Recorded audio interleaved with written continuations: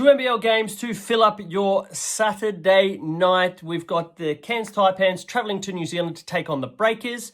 And then we also have installment number 3 of the NBL 24 final replay between Melbourne United and the Tasmanian JackJumpers.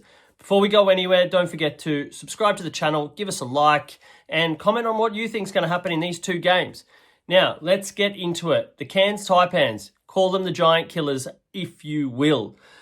Look, two massive games last weekend took down the Illawarra Hawks and the Perth Wildcats that are arguably two of the big favourites to take out the NBL 25 title. Cairns have got nothing to lose, everything to play for when it comes to pride. Obviously can't make the finals from a long time ago.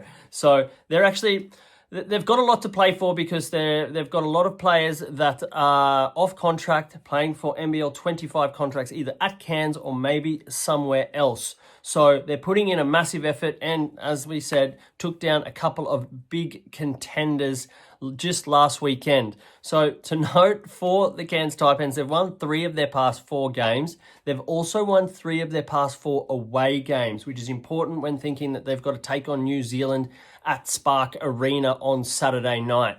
Look, it's been all about the Cairns offense. They have been absolutely firing. They've been averaging 97.6 points per game in their past 5 matches.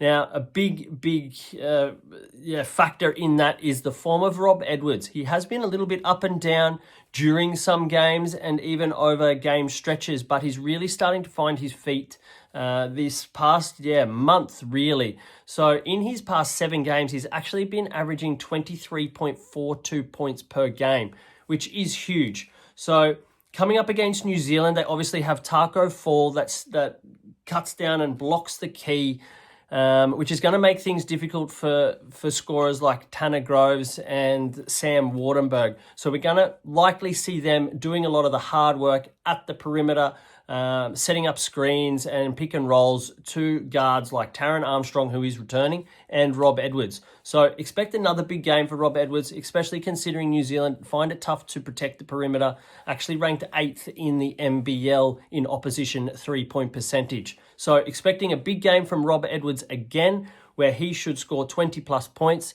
Expect the Cairns Taipans to score over their team total in this game, and for them to also cover the line. It's basically, it's 1.5 to New Zealand actually. So, but you're getting 190 at most bookmakers for both. So take Cairns to win, for Cairns to score over their team total, and Rob Edwards to score 20 plus points in that one. Then game 2 is Melbourne United versus the Tasmanian JackJumpers. Look, two teams that are completely at polar opposites at the moment.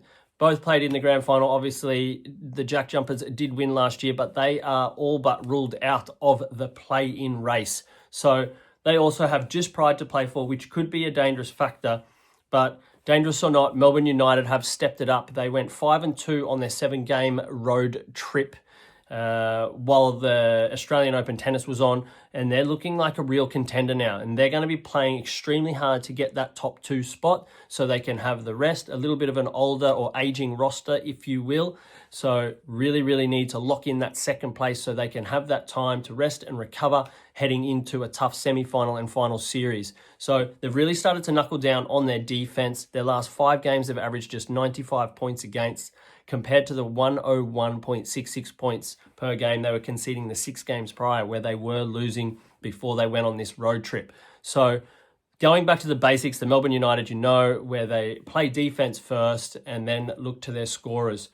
The big thing for Melbourne United is they've been getting a lot of production out of Jack White lately. He's actually averaging a double-double at the moment at 17.8 points per game and 10.6 rebounds over the past 5 games.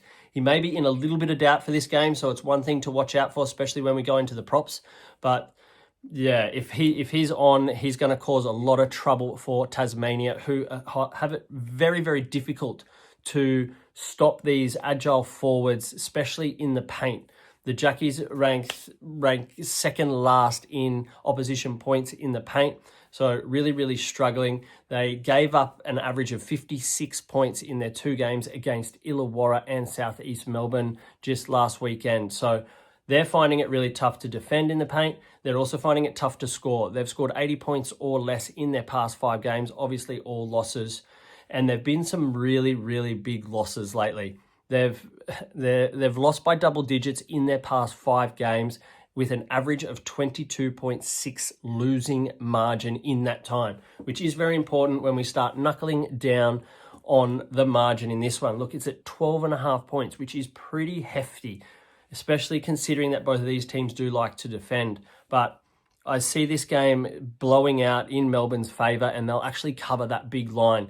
We've noticed in the last few games that Tasmania have started to use a lot of their development players.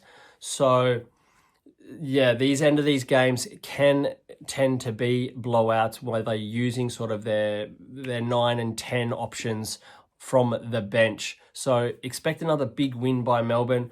The team total for the JackJumpers is at 83.5 points. Considering they've scored under 80 in their past 5, you take the under on that one, and then it's all about Jack White. Like the 15 plus points, you could even go to 20 plus points if you like, and then Jack White to get a double-double. Melbourne, a number 2 team in rebounds this season, and the JackJumpers have been struggling, as we said, down low with their bigs. So expect Jack White double-double or 15 to 20 points in that one. So there's your top tips for Saturday night in the NBL. Now just remember, happy punting and gamble responsibly.